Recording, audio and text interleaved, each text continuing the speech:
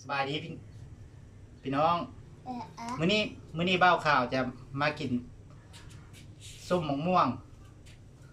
งไอ้กรอบแต่ว่ามันก็อยากสุกละมื้อนี้อันลองลองกินเบิ่งเบ้าข่าวว่าเป็นคนที่บ่มักกินส้มปานใดก็ลองกินเบิ่งว่ามันสิเค็ดแค้วเลยมันสิเจ็บท้องบ่ เอาอันนี้ก็มีแขกรับเชิญคนหนึ่งลูกสาวได้เพิ่นจะเข้าร่วมว่าเห็นพ่อกินส้มเพิ่นเลยอยากกินน้ำมากินเด้อกินนะเอาแล้วพี่น้องจวดนี่ โอ้ยบึงนี้เหี้ยนะ กัดลึกๆนี่ สับเจ้า ข้างในคือน่ะ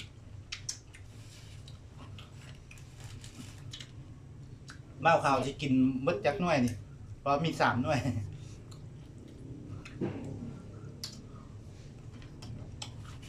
มะม่วงก็พูด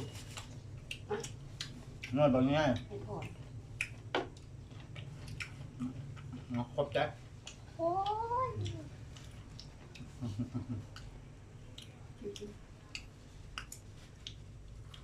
มื้อแรงบ่เจ็บท้องบ่นี่ กินหมดนี่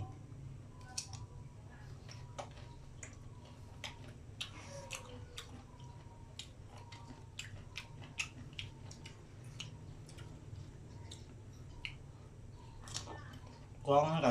จะม่วนแน่เนาะ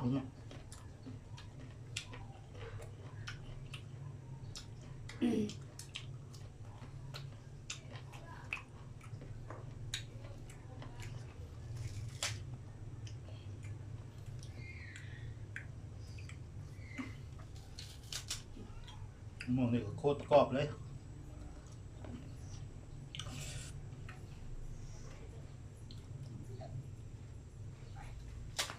กินเพื่อทำอิฐกับเริ่มเลยครับใส่เผ็ดหลายพวกก่อนแกะออกได้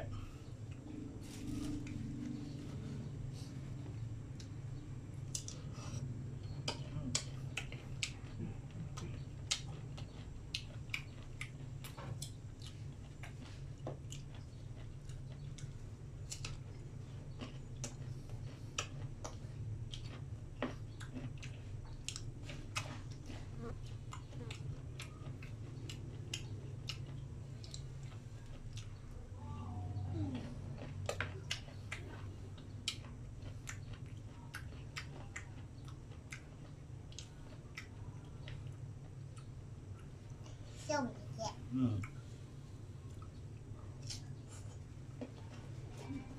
แก้วกับแก้วน้ำปลาหวานพี่น้องแก้วน้ำปลาหวานแก้วน้ำปลาหวานแตงเอง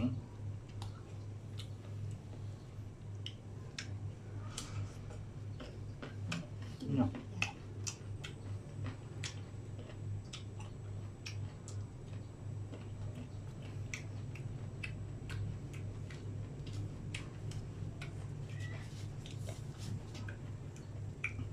หน่อยนี้ก็สิสุกละ หนึ่งอ่ะ เนาะ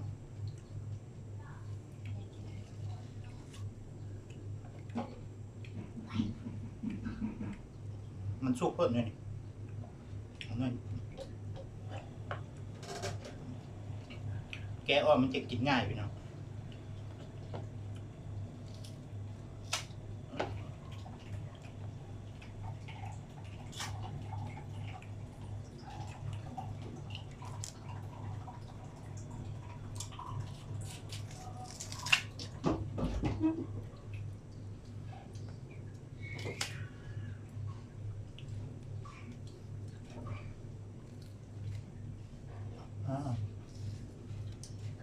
เอานั่นมาให้ค่อยบ่อันนั้นนะพี่ เอาให้พ่อนะ เครื่องดื่มตัวแห่น่ะไปเอาให้พ่อดู นี่นะ ดูตารถนะ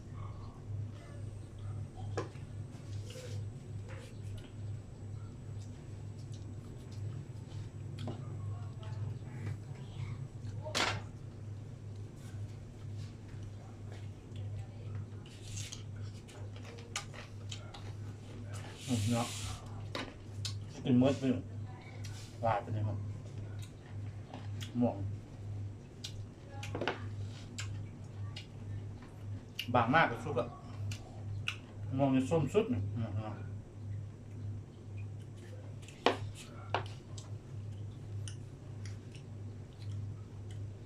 กินแล้วโปรเจ็บท้องบ่เนาะ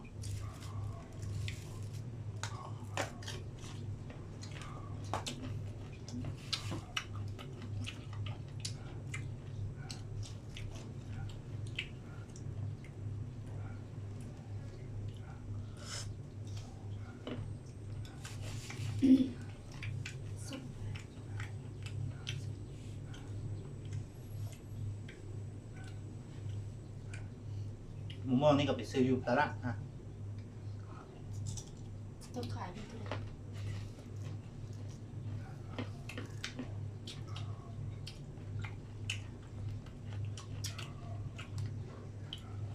โลนึงได้2 หน่วย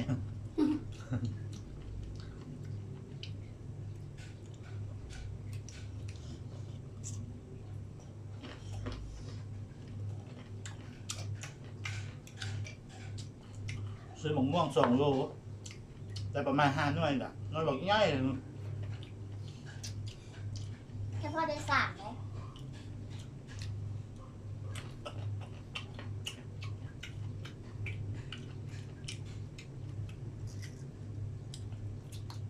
ส้ม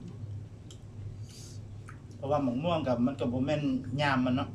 ม่วง มันซุกแล้วมันจะเพิ่ม ที่อย่างนั้น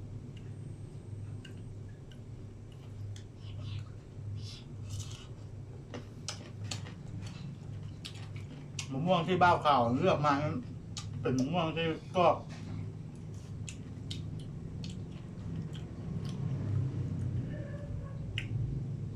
ทั้งกรอบทั้งส้ม จอกของเขาจอก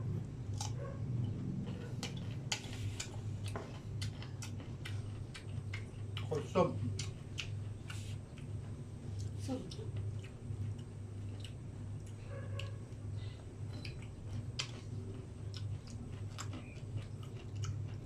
เขาบอกน้อยบ้านเฮาก็มีถ้ามีหมกน้อยอย่างเขาต้องขาย ถ้าบิ๊กกับว่าสิไปเลาะซื้อมะม่วงน้อยแต่ว่าบ่มีอยู่ไรพอดีเห็นมะม่วงใหญ่เห็นมันยังเขียวๆอยู่ซื้อมา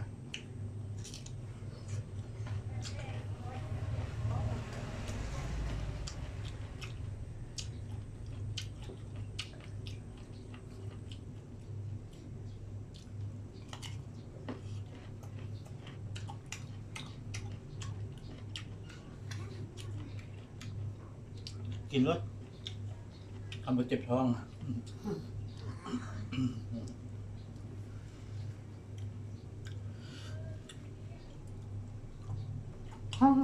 น้อง อ้อเจ็บแขว อืม อ้าเจ็บแขว อืม เออ นั่นแหละเจ็บเริ่มเจ็บแค่วครับ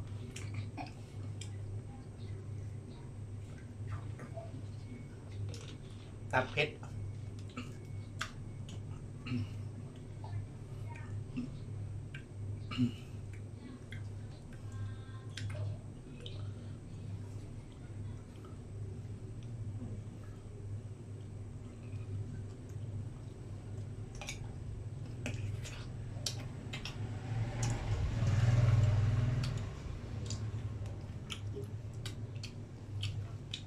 หวานหวาน เป้าข่าวสร้าง YouTube กับหาที่ได้ประมาณบ่ทันฮอดเดือน หาที่สร้างลงจะ4-5 คลิปละตะกี้เป้าข่าวผมเคยลงเยอะเทื่อกับลองลงเบิ่ง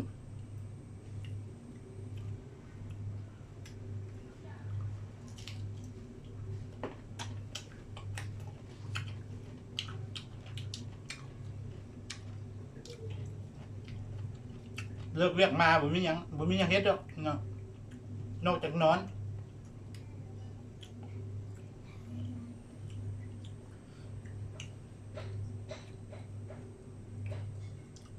นอกจากนอนแล้วตื่นมาแล้วไปเวียกเท่านั้น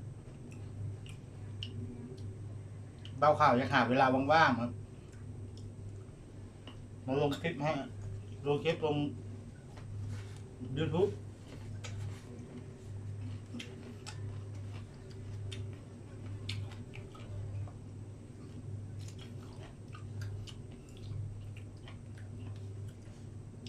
เบาข่าวจะได้ไปก่อนเด้อมันเพชรลาย เก็ดแก้วพี่น้องบ๊ายบาย